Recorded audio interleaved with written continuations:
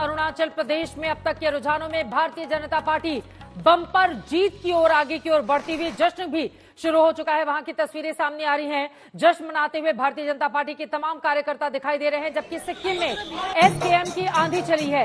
ये तस्वीरें अरुणाचल प्रदेश में बीजेपी की जीत के जश्न की आपको दिखा रहे हैं।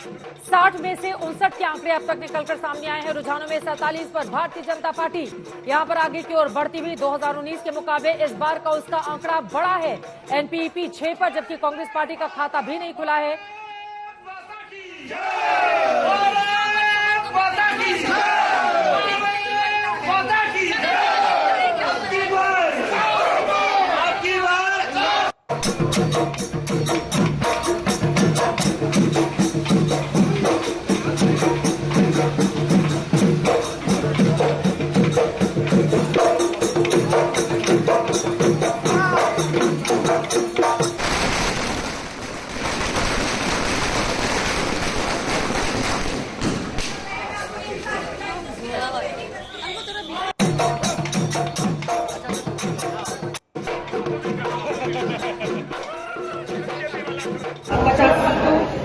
की गिनती खत्म होने वाली है।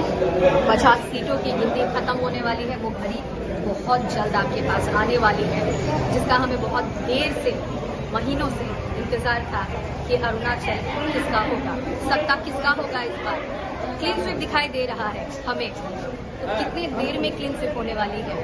हमने जब भाजपा के जो स्टेट जनरल सेक्रेटरी से बात किया, उन्होंने कहा कि 12 बजे तक का ही बस इंतजार है, उसके बाद जश्न हो तो ऐसा हो जो अरुणाचल दिखाएगा। तो हम खड़े हैं भाजपा कार्यालय के बाहर। भाजपा कार्यालय के बाहर हम देख पा रहे हैं ये है जीत की जश्न।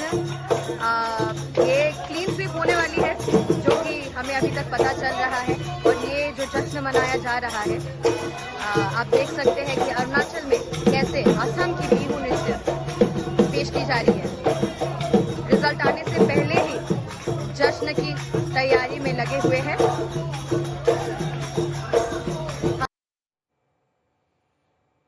अरुणाचल में असम का बिहू नृत्य प्रस्तुत किया जा रहा है। तस्वीरें बीजेपी दफ्तर की आपने देख ली है। जश्न का माहौल वहां पर है। इंद्रजीत कुंडू हमारे संवाददाता हमारे साथ जुड़ चुके हैं। लेकिन सिक्किम में देखिए, बीजेपी कांग्रेस का खाता नहीं खुला है। एसकेएम की सुनामी चल पड़ी है और 31 सीटों पर लगातार वो कायम है। उम्मीद है कि रिजल्ट भी कुछ इसी तरह के होंगे। इंद्रजीत, ये जो रिजल्ट सामने आए हैं अरुणाचल प्रदेश सिक्किम के, बीजेपी वहां पर 47 सीटों के साथ अब तक के रुझानों में सरकार बनाते हुए दिखाई दे रही है। 19 के मुकाबले उसकी सीटें बढ़ रही हैं इस बार।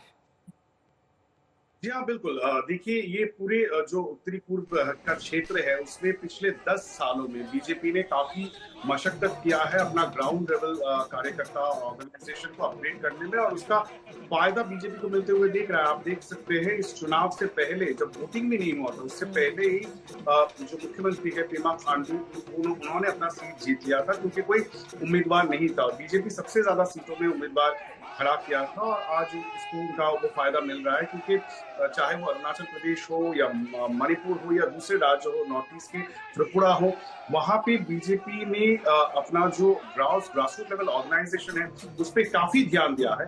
और नरेंद्र मोदी का भी एज अ प्राइम मिनिस्टर जो नॉर्थ पॉलिसी है, जिस तरह से नॉर्थ ईस्ट के इंफ्रास्ट्रक्चर को उन्होंने तवज्जो दिया है, उसका कहीं ना कहीं फायदा मिलते हुए दिख रहा है। क्योंकि अरुणाचल प्रदेश बहुत एक रिमोट इलाका है, और पिछले 10 सालों में उसकी इंफ्रास्ट्रक्चर पे काफी काम की गई है।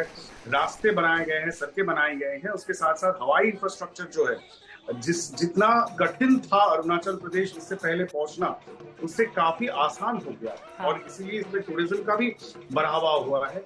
तो कहीं ना कहीं इन सब का जो फायदा बीजेपी को मिलता हुआ दिख रहा है अरुणाचल प्रदेश के इस चुनाव में। ठीक है, फिलहाल के लिए आपका धन्यवाद इंद्रजीत। सिक्किम में हालांकि कोई फायदा होता हुआ बीजेपी को दिखाई नहीं दे रहा है, लेकिन अरुणाचल प्रदेश में यकीनन बड़ी जीत यहां पर बीजेपी की दिखाई दे रही है, क्योंकि वहां पर सीधी फाइट कांग्रेस और भारतीय जनता पार्टी के बीच